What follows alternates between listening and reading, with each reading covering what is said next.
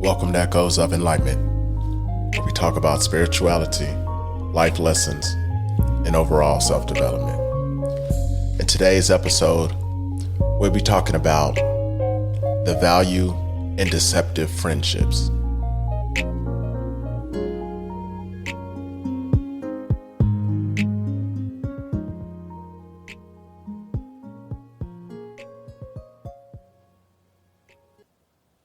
A lot of my episodes, I talk about deception, manipulation, how to maneuver these things, how to deal with it, and how to understand these situations so you'll be able to navigate them correctly and make it through. That's the goal, is to, make it through and just keep moving forward. And some people might say, you've had a hard life having to go through all this stuff to learn all these different lessons. It must have been tough the whole way through. And I thought about that, and that's not necessarily true.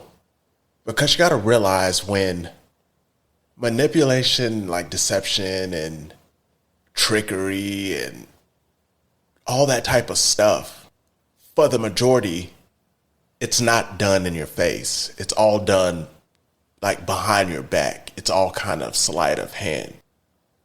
So for the person it's being done to, they don't see it. And it's not supposed to be seen, because if it was to be seen, it would blow up the plan of the person who's doing the deception or who's being deceitful. So say you have a group of friends, or not even just a group of friends, but say you have a friend or two or whoever is doing like the deception to the other person. There's one person being deceitful, and there's another person that thinks everything is normal. So as you live your life thinking everything is normal, hanging out with somebody, but you have no clue what they're saying or doing behind your back, really doesn't affect you. Not unless it gets back to you, which it will eventually. But sometimes that doesn't even happen for years, like 20 years or 10 years, 5 years. So the thing is, the person who thinks that they're friends with the person who's being deceitful is just having a normal relationship with that person, or friendship. It doesn't matter if it's a platonic or a relationship. I mean, at the end, it kind of does, but during the relationship, it just seems like a normal relationship, because the person that's doing the deceiving doesn't do the deceitful stuff in your face.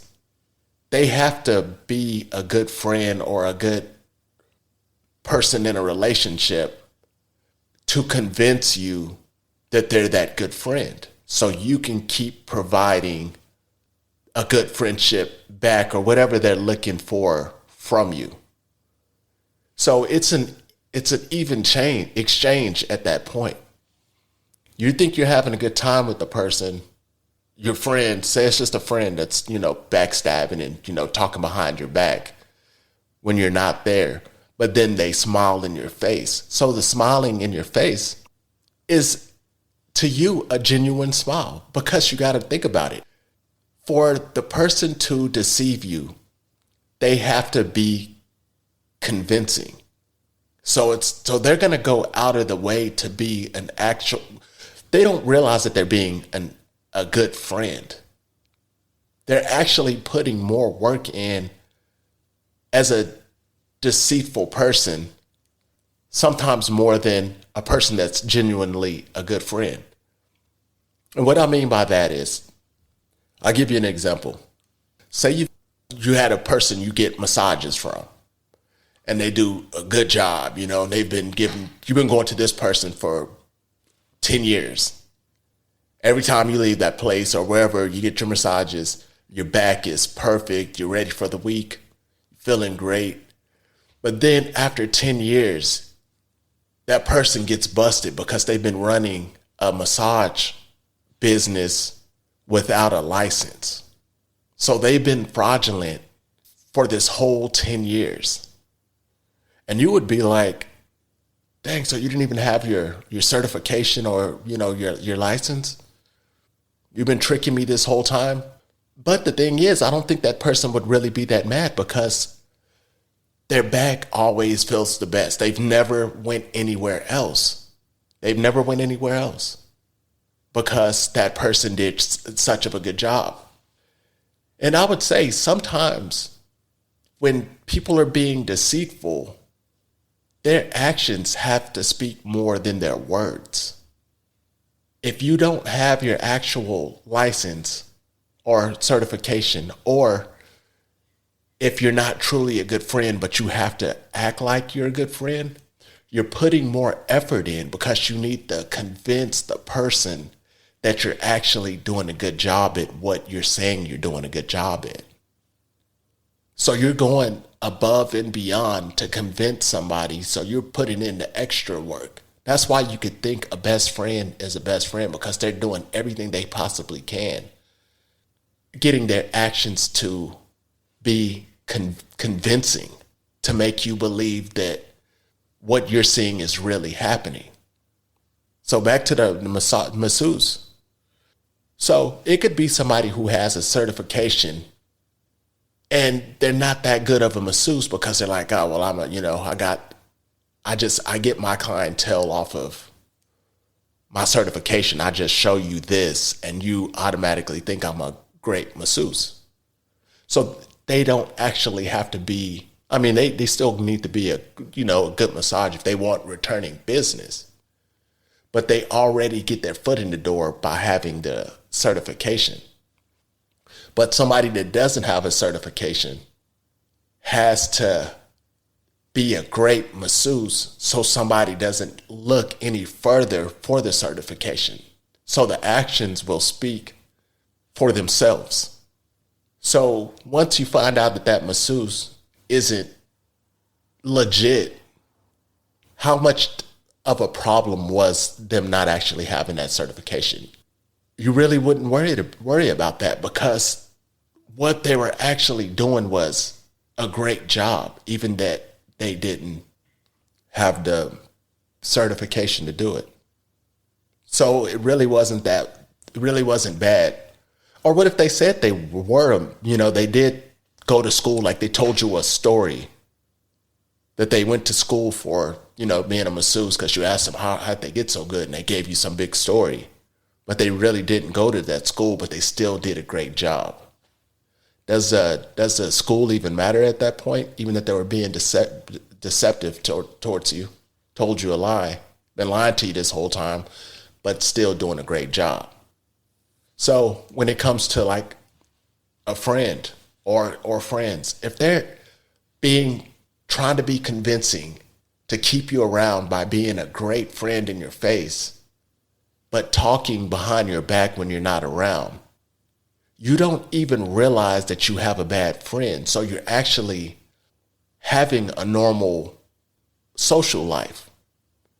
And even if it was a group that was doing this, like they all talked about you behind your back, but all smiled in your face, but you believed that they were your friends because what they showed you was actually what a friendship was. The only part you didn't know was the part that you didn't see when you wasn't around, is what they were saying about you behind your back. And occasionally, you'll pick up on little things during the years in different situations where somebody might have busted somebody lying here and there.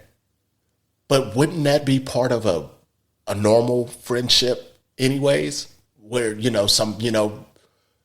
a bump in the road in a friendship that you get over that sometimes make you stronger, that would look the same too.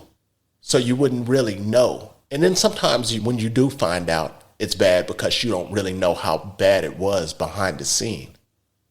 And that's the part that hurts right there.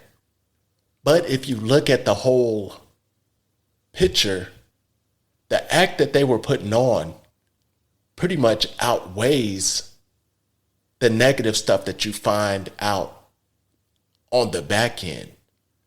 And you almost get more of the benefit of that friendship because it wasn't really much time wasted on your end. You feel like it was time wasted when you find out what the deception was. But the person who really wasted the most time was a person putting on that act to convince you that they were a good friend to keep you around to benefit off of whatever the reason they needed you in their life. So they spent all that time trying to fake like a good friend to convince you that they were a good friend so you would believe it. Why not just be that good friend? Because if it was somebody that the deceptive person really, really didn't like, but kind of wanted to try to get some kind of benefit from that person, would they stick around for 10, 15, 20 years acting like a good friend just to talk about them behind their back? It seems like that's more effort. Like, all right, well, I'm going to hang out with this person. I'm going to spend some valuable time of my life to go act like I'm this person's friend and go on vacation and go to brunch, go to all these different events, and sometimes not do anything, just sit around the house and just hang out and talk. Do all that just to talk about that person to somebody else behind their back later. Who wasted more time in this whole 10-year friendship? The person who believed that they were actually friends, because they were being, friends back to them. They felt like it was a give and take thing. It was just one person that was doing some things behind the other person's back. But if that person didn't know that anything was going on behind their back, then it never affected them. Maybe in the end, after, years, and you finally found out, like, so you never really liked me? And if that person says, yeah, I never really liked you, that could temporarily hurt your feelings as a person that you thought your friend liked you. But the only part that you really is affecting you is the truth that you're getting at that second of them saying, no, I really didn't like you. That's at the end of the relationship. But the 10 years were still good because you believed it was real. But for the person that was doing the deceiving and lying and putting on a mask, if that's really a mask, had to do that the whole 10 years, the whole way through. And the only time they get to stop doing that is at the end, once it's over. If this is making sense. So the pain or the energy wasted and time lost, the majority of it was lost for the person that was creating the deception, that was lying and doing all this stuff. Because why are you spending all that time with somebody you don't like if you really don't like them? I'm convinced that they really do like them. It's probably like a jealousy or something. They like them so much to where they're just your biggest fan. Let me put it that way. So they spent all that time, 10 years, holding up a mask and talking behind your back. But the person that really thought they were in a genuine friendship had a genuine friendship, believed they had a genuine friendship, because it still was a genuine friendship, because that person who was doing deception, who was lying or whatever they were doing behind your back, being two-faced, in your face was putting a lot of work into being what a good friend would be. Thinking they're deceiving you, but they're actually being a good friend. Because the person that's getting deceived believes it. You're putting time and effort back into that. And the person who's lying is missing out on a great relationship just because they think they're getting something on the back end. Because you got to think about it. The back end, when you go to talk to somebody else about that person, that's a shorter amount of time that you're spending with the person you're telling about the person you're deceiving. Because you need to spend a good amount of time with the person you're lying to get the information. So you need to have a lot of information to be able to take back to whoever you want to trash that person to. So you're getting a little bit of a reward being like, oh yeah, that person's not good, blah, blah, blah, blah, blah. Well, I'm going over there this weekend so I can hang out and get more information. Yeah, we're spending all weekend together, so I get some information.